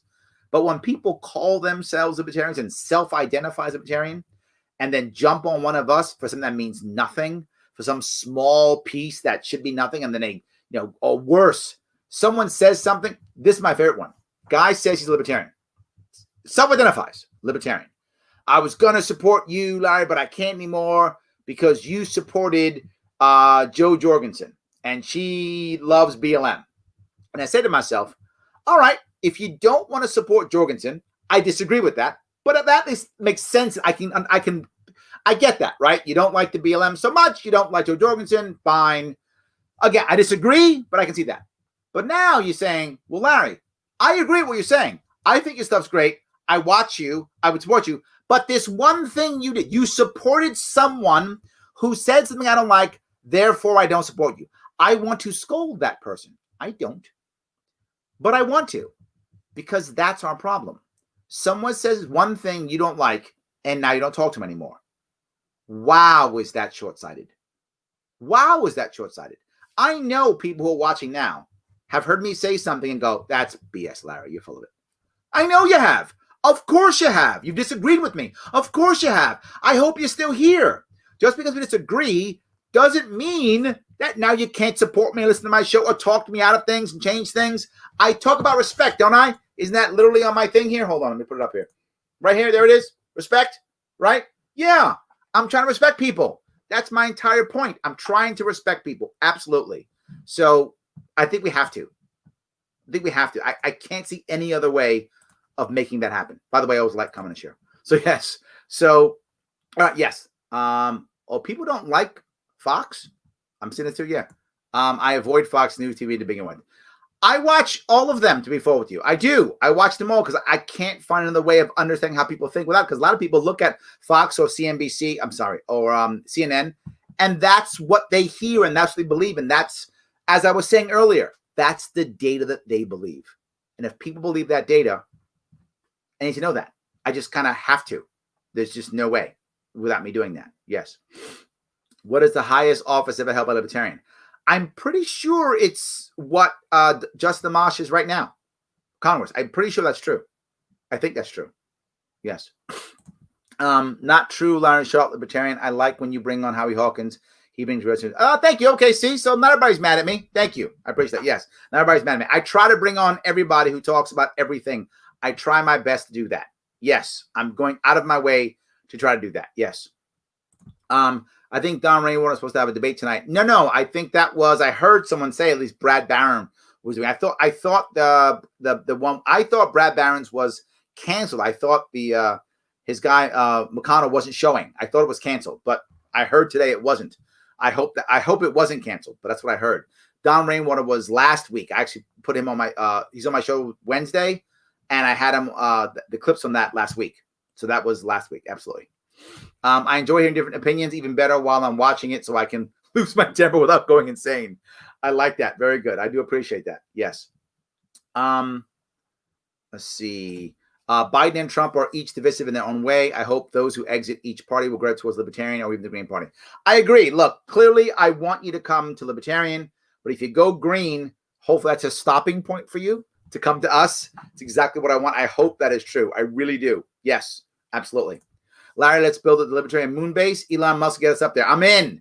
Libertarian moon base. Absolutely. Speaking of Libertarian, let me go here for a second if I could. If you guys don't know how Libertarian you are or you're unsure, then do me a favor. Head over to the Advocates. Head over to the advocates.org. That is the advocates.org.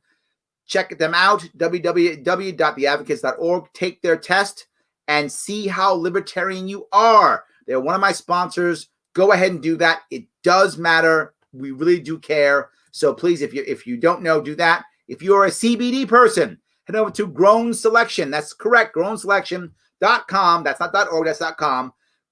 Order what you want to order. They're Libertarian owned. So support fellow Libertarians. Put in Sharpe Way 20. Is it for 2020? No, it's for 20% off. Yes, for 20% off. Please do it if you can. It's GrownSelection.com. Do that. If you are a CBD user, please go ahead. Pick up your oil there. It's organic, Libertarian owned. You will enjoy it. If you enjoy those types of products, please do so. So thank you for that, guys. I appreciate that. Let me keep going down to some of these if I can. Let's see. Have we tried yelling taxation is theft and shut up status? Maybe that will win hearts and minds. We have tried that, by the way. We have, and it hasn't worked. But we have tried it. Absolutely. We've tried it. Absolutely. Yes. 100%. We have tried it. Does not work. Absolutely. All right. Can Libertarians stop fighting Libertarians for one day? Yes, I think we can. The issue is we have to have some victories. The problem is, and I worry about this after next week too, guys. I'll be very forward with you, Pete. I worry about this. What if next Tuesday, or whenever the elections are decided, we don't do well? What if we have a very bad year? I hope we won't. I hope we have a very good year. But if we have a bad year, what will happen? What's happened every other time? We start pointing fingers at each other and blaming each other. and going, see, Pete, if he was just this way, if you had done that, then this, then this, then this, then this, with no actual solutions, just angry, pointing fingers and no solutions. I hope we'll have solutions this time. I tried in 2016. Those of you who know, after 2016, literally when it was 2, 3 in the morning, whenever it was, I had a video prepared. And as soon as the election was called, I clicked it and I sent it off. And the video was like, guys, we'll get through this. It's fine. I'm going to run for office coming up here soon. And I'm going to give you the example of how to run. I'm going to show you how to run. You can copy it in the future and do it. And then I did it and no one copied. So, but I did it at least, right? And we didn't copy, but it's fine. All the lessons that I learned, all the mistakes that I made, I was trying to show people didn't really hear it. But at least I had an answer. I had an answer, and it was, I'm going to run. I'm going to do the thing. I'm going to learn my lessons. I'm going to build out the home team, a farm team, and do it. We are building the farm team out, though. That is one thing that's happening. That is happening. It is working. We need the same thing after this. I mean, unless we have a great year. And we might. Again, I don't know what to expect. I don't know. Pete, I hope we have a great year. If we don't, we're going to have the same problem, and we're going to start eating our own. And we're going to have to really be and show that we are actually a family and take a hit if we get one and get back up, dust off, and keep marching. I know I will. I hope a lot of you will join me, but thank you for that. I think that's what it'll be. We have to start getting some wins. Right? We need more good news and not bad news, because every time we lose, someone else always blames the other. It's because you weren't a real libertarian. And we've got this thing that's still, I'm going to hear again, I'm sure. When people don't do well, the first thing people are going to say is, it's because we didn't fall back to principle. That's 100% not true. There's many principled libertarians who do well and who don't do well. It has nothing to do with us being principled or not. We have to be, but most of us are. Some aren't, but most of us are. That isn't our biggest issue. Our biggest issue is we're not good at doing the stuff it takes to win an election. We got to be better at that. We can do that and be principled. Totally can do both. It's possible. It's hard, but hard does not mean impossible. It means hard. So if we work harder, we can actually do that. So yes. So we need to know who's a real libertarian, though. Yes. And the answer, Paul, is only me. So that's it. Now you know the answer. Everyone else is not good enough. And me, by the way, is anyone who's speaking. So when you're speaking, it's you. So whoever's speaking, that's the only real libertarian. Absolutely. The Don Rainwater debate's tomorrow. Oh, there we go. Yes. Okay, so it is tomorrow. Thank you. I wasn't sure when that was. Yes. All right. I made the joke on Friday about the sponsor. I'll repeat it. Larry selling out for weed. So libertarian. Yes. Yes. I'm like anyone else. I got to make money too. If you guys want to stop me, you can stop me, Paul. I won't sell out to weed at all. Heading over, patreon.com/Sharpe. Throw me a couple $100 a month. I don't have to sell out then, because you will have saved me. Do you see how you can save me, Paul? You can save me. Patreon.com/Sharpe. Give what you can give. I can tell my sponsors, go take a hike. Absolutely. All on you, brother. I'm there for you. Yes, I am. Absolutely. So I know, kind of funny, but yes. So libertarians disagree on almost anything but the nap. Oh, they fight in that one too, brother. You thought that's the one? No. We fight on that too. Absolutely. Yes. They fight on that too. 100%. We will fight on anything. Absolutely. So yeah, I appreciate that. So AOC just said expand the court in the tweet. What an asshat. Cackling like Ricky Gervais right now. No, I think she wants to, and I agree. And I got to tell you, there's one thing I would do. If I were to magically become president tomorrow, there's only one thing I would do. I would add Merrick Garland. I think Merrick Garland should be on the court. Absolutely. And he should be on. So should Barrett. You know, Trump didn't do anything unconstitutional by nominating her. I do think it was kind of bogus how they purposely rushed it. They should have went through the normal procedure, whatever that was, and whenever she got confirmed, she gets confirmed. Today, tomorrow, whenever that day is, fine. I don't have a problem with that. And Merrick Garland, when Obama did it, should have also done it. Both were right. Both were correct. Trump is correct. But Mitch McConnell, back in Obama era, he was wrong. Obama had the right to put Merrick Garland on, and Trump has the right to put Barrett on. 100%. I would put Merrick Garland on. They both deserve to be on. They're both right. 100%. So yes. Thank you for that, Andrew. Yes. Mrs. Sharpe, I've never disagreed with you. You're purer than gold. Look at that. I love that. I'll come up with something, Jonathan. Trust me. I'll come up with something so that we can, because I got to test you, brother. I got to test you. We got to make sure that, we can still disagree and have a conversation and not decide that, you know what, I disagree with something and that's the end. Yes. Anti-abortion people are jumping on libertarian bandwagon because they know they cannot stop abortion, but they can stop funding it through taxes. Ooh, I like that. Look at that. See, we're even getting people who are pro. I love that. Yes, absolutely. I think I answered that regarding the combination of ACB. I think Trump didn't do anything wrong with that, and as I said, Obama did nothing wrong with Merrick Garland. They both should be on. There's no. That's in the Constitution. They both had the right to do so. I think it was bogus that in the Senate during Obama they didn't put Merrick on. He should have gone on without question. And Barrett, if they put her on, she should go on. Absolutely. Both of them. I do think, though, it was a little bit bogus to purposefully rush it. I think they should have gone through whatever is the normal time frame. And if that was before the election, okay. If it was after, during the lame duck phase, still okay. You can still vote in a Supreme Court nominee during the lame duck session of 2 months or so. It can still be done. The Constitution doesn't say you can't do it during lame duck, the lame duck session. I think you follow whatever the rules are, and that's it. Whatever that is. I do not think that she should not be on. But again, Merrick Garland also should be on. That was exactly right. Yes. Good. If you had Tucker Carlson on your show, how would he pull his half his ass? Well, you know what? He might actually talk, which would be nice. I would hope he'd come on. I don't think he will, but I would love him to come on. I guess I could reach out to him and see if he will. I'll probably get ignored. I usually get ignored. But yeah, I would absolutely have him on. And we talk about whatever the case may be. Yes. If the world is breaking up, how do we talk about the idea of secession allowed the Civil War? I'm not sure, Jonathan. This is a great question. The world is breaking up. You see it everywhere. You see it in us. You see California wanting to break up. You see New York wanting to break up. You see states about secession. You see it everywhere. If Agenda 21 is a real thing, I don't know if it actually is. To be fair, I don't know how real it is. Is it based on something true and then expanded, or is it really a big deal? I actually don't know.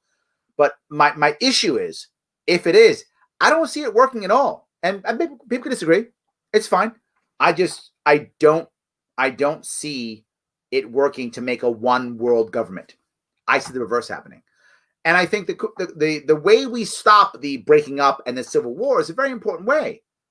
Allow people to be who they want to be. Localization ends the entire concept of Civil War. It just ends it. Because why do you care what the other group of people is doing? It doesn't affect you. What do you care? It's not worth fighting over. It becomes not worth fighting over. As long as you're doing a lot of trade back and forth, right? Which I hope we would be doing, as we usually do as humans. We tend to do that. And then don't force our view on others. I think the only answer, Jonathan, is localization, localization, localization. That's what I think is the answer, right? More of that, the happier people are in general. And then if people get screwed over by their local government, which happens all the time, then the larger government comes in to say, stop screwing your people over, right? Stop doing that. Don't take their rights away. Don't do that. We're the dads and the moms when it comes to taking people's rights. But that's it. Nothing people's rights. Go on with your bad self. Enjoy. Yep. See, and you remember that same thing. It's how it was. Absolutely. January 21 is only getting its sustainability context. Oh, okay. Every time you hear that term, it is A21.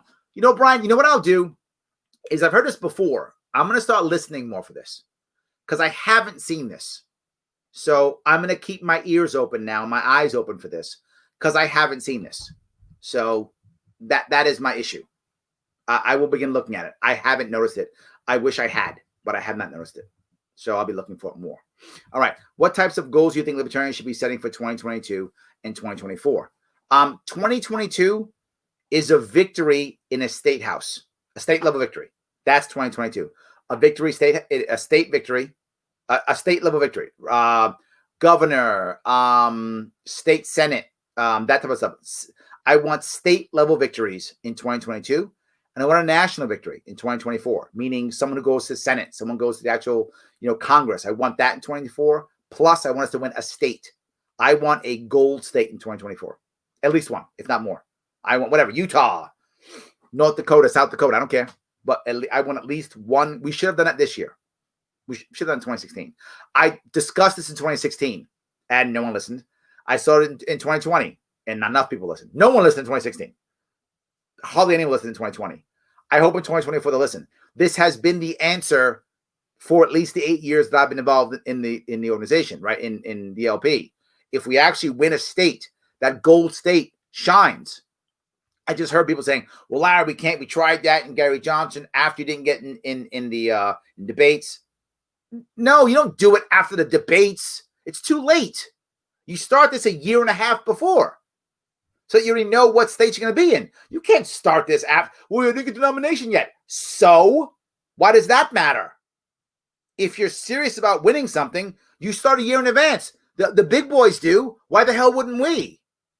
So you start a year ahead in advance, and by the time the nomination comes, you already know what state or states you have a chance at victory already. You already know already because you've already done your time there. You already have you've already grown there. You've already done press there. You've already been in polls there. You've already done it already. So by the time you come to the nomination, it's coronation. You already know what to do. And if you lose, the others can follow you behind anyway and take your data and go anyway. That's how you do it. Not the way we do it now. I mean, we do it completely wrong. But that should be the goals for 2022 and 2024. And hopefully, if you're national delegates, you can listen to me in 2024 if you want to. You don't have to, but you really should. Yes, you really should. Yes. How can we improve our marketing? I can't help but thinking a well-run super PAC is the only way to win. Yes, Zach, I think 2 PACs are the way to win. Not one, I think 2. And if we are serious in 2024, we'll have 2 set up before we even start. Right? 2 set up before we even start. You're totally correct. Yes, it is 2. Yes. I would rather lose than outright the duopoly. It's a great point. I mean, at what point do we lose who we are? I'm one of the rare kind of more mainstream candidate types who say don't get rid of our anarchists, don't get rid of our radicals. Most people say that if they're anywhere near mainstream, they go, oh, crazy anarchists, crazy radicals. I'm like, no, we need them. We need them so that we don't lose our North Star, right? I don't always want them in front of everybody. Don't always want that because sometimes they can be a little aggressive. To say the least, that can happen. But it doesn't matter, right? If I have to deal with an aggressive person once in a while to keep our North Star, I'm okay with that. I'll take it. I'm okay with that. That's part of doing business. Okay, I accept that because I want to make sure the party always stays focused on where we need to be going. If we don't do that, we will either become Democrat light or Republican light. That will happen. Depends on who rushes to us first, right? If Trump wins the election, a bunch of Democrats become disenchanted with the Republican Democrats, they might come to us. We'll become Democrat light if we don't do it. Or if Trump loses and a bunch of Republicans get upset and don't know where to go and they rush to us, we're going to become Republican light. So I don't want to become Democrat light or Republican light. I want to stay the party that we are, just with more bodies. So as long as we can keep our North Star pointing in that direction, we can keep the party that we are, just with more people. That's what I really want. Yes. All right. I came up 100% Libertarian Advocates. Thank you. I appreciate that. Yes. Head over to remember, the advocates.org. Take your test. See where you become. Absolutely. Yes. Larry, for clarification, I meant talking about secession in light the hit it took concerning slavery. Oh, yes. Absolutely. Yeah. Yeah. Look, Civil War is scary for everybody, Jonathan. It's scary for everybody. There's no doubt. Secession is scary. Civil War is scary for everybody, right? I mean, imagine if in reality, California decides we're done. Trump wins the election and they go, we're done. We're going to secede. I mean, imagine what would happen to our country. And I don't mean just politically. I mean physically. I mean, do we fight a war? I mean, there are many federal bases in California. Do those people, what do they do, right? Do they go, no? Do we close the border? Does California stop paying taxes? Does the California government seize that land as Californian land? I mean, nothing but bad. I mean, and then people to choose? Are you going to be a Californian or an American? Is that going to happen? I mean, it's nothing but bad. It'll be violent. There'll be upheaval. We have connections to California. In many different ways, financial, water, physical stuff, food, Technology. Does California now own all those technology, all those intellectual property now? Is that what happens? And America doesn't have it anymore? Is that how that works? Do we have to pay extra for that? Do we have tariffs? What about all the stuff coming into the ports to America? Does that go away? Does the Jones Act affect California? I mean, boom, boom, boom, boom, boom. Look at all the problems. This isn't the 1860s. This is a huge difference. If California, insert state, right? But I just made California because they talked about it. If Trump wins, they're going to secede or whatever, right? If that actually happens, oh my God, right? I mean, imagine that. Huge problem. I hope it doesn't happen. My answer is always the same. Localization, localization, localization. I don't want this country to use violence to fix itself. Could it happen? Sure. Will it happen? Maybe. I want to make sure I've done everything that I could do in my power, whatever power that is, to make sure we make our change not using violence. As to your point, the Civil War was 170 years ago, whatever it was, 160 years ago, right? Many years ago. And whatever it was, 160, is that right? 160 years ago? Yes. So, and we still feel repercussions right now. Imagine a second Civil War. How long are we going to keep that? 300 years. How long am I going to be thinking about that one? No way. No way. No way. Thank you, James. Yes. On the check out the Brian McClanahan show. His motto is think locally, act locally. Yes, absolutely. That's what I really want to do. Yes, I really want that to happen. I don't want anything else. California talked about secession. I've talked about breaking the small state. Yes, this is a thing, right? This is a thing, right? This is definitely a thing. It's a problem. It is a problem. So, all right. So if I can keep going. To be fair, secession is constitutionally legal, just difficult. It actually isn't. I know people say that. The Civil War decided it isn't. Lincoln decided, no, you secede, I'm going to invade you. So in theory, it's constitutional and legal, but in reality, it's not. It's not. Lincoln showed it's not. You leave, I'm coming to invade. So I get what you're saying, but it's just not the way it works. In reality, they're going to absolutely invade. So that's my question. If California actually seceded? I mean, I don't think it's going to happen, but let's say Trump wins the election, California says I'm out, and they secede. They're out. Oh my God. Big issues. Big issues. Absolutely. Huge issue. Yes. Yes. Larry, I regard myself as South Carolinian first. My loyalty is here. Attempt to hurt my state if we were to leave. We have issues. Dude, it happened once before. Lincoln said, no, you don't get to leave. I don't think Trump's going to agree either. Or Biden or whomever. I don't think any of them are going to agree. They're like, nope, back you come. If we got to start dropping bombs, we're going to start dropping bombs. I don't see them letting it go. I don't see them let it go. I could be wrong. I don't see it. But then again, you know what? Maybe I'm wrong. Are Americans prepared to fight for this? You know what? Maybe I've talked myself out of this. Only because so many people are talking about this idea of I'm going to Canada if Trump wins, or we're seceding if Trump wins, or so much of that. Maybe we're not ready to fight anymore. Maybe we're ready to break up. Maybe we are. The problem is, how do you break it up when we are so balkanized, right, Jonathan? It's not like South Carolina is one monolith.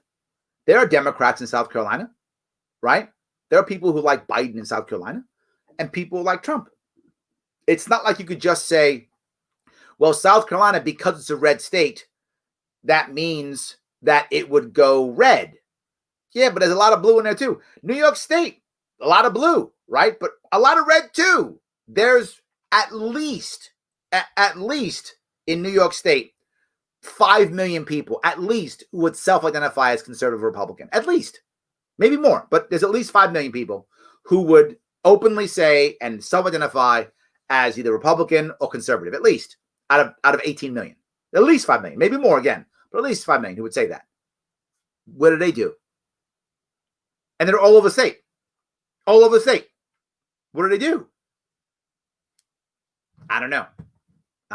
I think it's a tough one, right? It's a tough one. You can leave your state, you can leave your country, but you can't take your state with you. Yeah, that's true. Yes. So I don't know how we do this, right? I don't know how we do this. We are already in a cold civil war. Oh, interesting concept.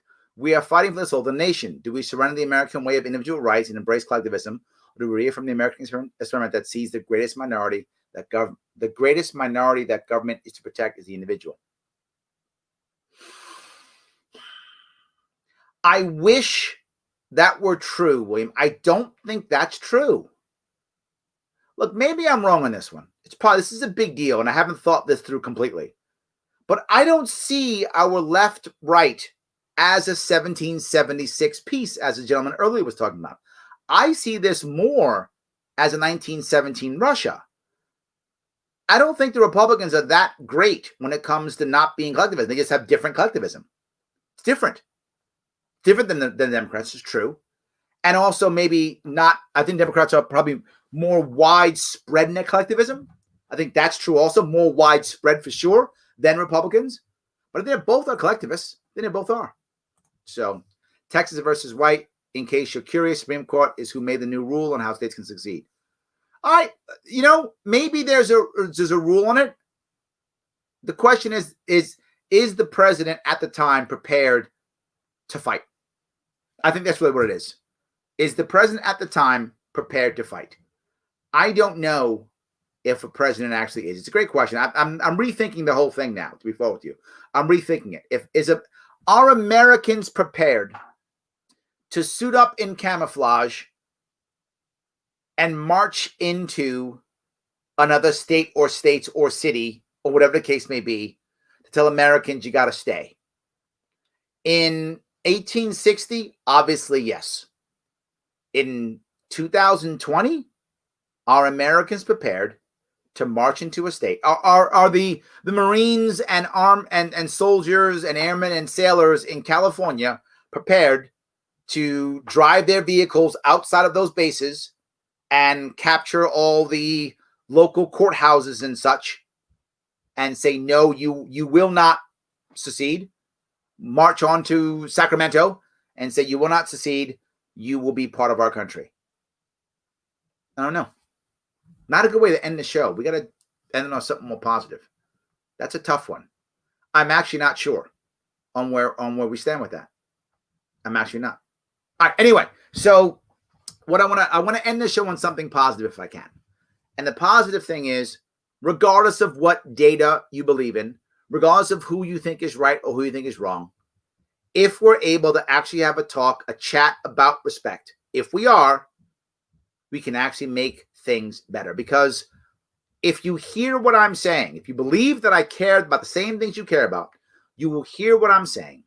And if you hear what I'm saying, we can then eventually agree upon the data. We can talk about the data and agree upon the data, right? We just talked about this, Agenda 21. I don't think it's working. But someone said, well, wait a minute. It is working in this case. All right. You know what? I'm open to hear. And I'm going to stop paying attention now. I didn't go, no, you're wrong. Agenda 21's garbage. I don't believe it. I didn't say that. I said, I haven't heard that, which is accurate. Doesn't mean it's not true. It means I haven't heard it. I will now spend more time listening for that to see if that is true. I see the world breaking up far more than coming together. I see one world government not getting closer to reality at all. I see the reverse happening. So, but maybe this sustainability thing is something I'm missing, but I don't see it. If Agenda 21 is real, I don't see it as actually working. So you know what? We can talk about it. Let's have the conversation. I think we can. And I hope tremendously this does not move in any way, shape, or form to violence or civil war. I hope instead we're able to actually fix things and they can come to us. I want the people who are unhappy to come to us. That's what I want. Come to us. We can fix these things. All right, guys. I want to say thank you so much for today. I appreciate it tremendously. Please care about my sponsors. You want some CBD products, heading over to grownselection.com. Put in Sharpe Way 20 for 20% off. Enjoy. And of course, if you're not sure where you stand, your friends. If you want to help your friends out, send them here to theadvocates.org. Take that test. See where they stand. Forward it to your friends. But it is more important. When you take the test, do me a favor. Post it. Post it on Facebook. Post it if you want to. Post it on Facebook. Post it on Twitter. Post it someplace so that people see you took the test and where you stand, and hopefully they will copy too. This is another way of people knowing who we are. Another way of people who weren't sure they were libertarian figuring out they actually are libertarian. They actually are libertarian. We can do this. It can work. Absolutely. Guys, I want to say thank you so much for chatting with me tonight. I'll see you all tomorrow, every single night, 7 p.m. I will be here. I will see you guys all tomorrow. Have a great night.